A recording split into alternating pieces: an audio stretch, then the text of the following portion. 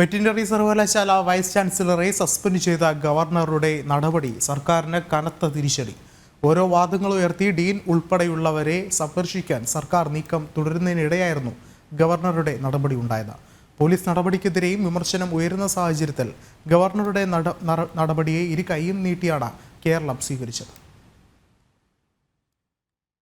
സിദ്ധാർത്ഥിന്റെ മരണത്തിൽ പ്രതികളായ കുറച്ച് SFIക്കാർ കീഴടങ്ങുകയും മറ്റുള്ളവർ കാണാമറയത്ത് തുടരുകയും ചെയ്യുന്നതിൽ പോലീസ് അന്വേഷണത്തിനെതിരെ വലിയ വിമർശനമുയർന്നിരുന്നു. സർക്കാരും യൂണിവേഴ്സിറ്റിയും വകുപ്പ് മന്ത്രിയുമെല്ലാം ന്യായീകരണവാദങ്ങൾ ഉയർത്തി കൈകഴുകാൻ ശ്രമിക്കുന്നതിനിടെ ഗവർണറുടെ അപ്രതീക്ഷിത നടപടി സർക്കാരിനു തിരിച്ചടിയായി.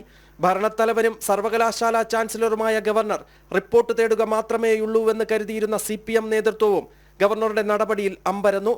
ഒരു പടി കൂടി കടന്ന് ജുഡീഷ്യൽ അന്വേഷണത്തിന് ഗവർണർ തന്നെ ഹൈക്കോടതിയിൽ കത്ത് നൽകിയത് നിയമപരമായും സർക്കാരിനെ പ്രതിസന്ധിയിലാക്കി. SFIക്കാരായ പ്രതികളെ രക്ഷിക്കാൻ പല അടവുകളും അണിയറയിൽ പുരോഗമിക്കുമ്പോൾ ഗവർണറുടെ തുടർ നടപടിയിലാണ് സർക്കാരിനും CPMനും ആശങ്ക. ഗവർണറുടെ കത്തിൽ കോടതിയെടുക്കുന്ന തീരുമാനവും നിർണായകമാകും. ജനം, തിരുവനന്തപുരം.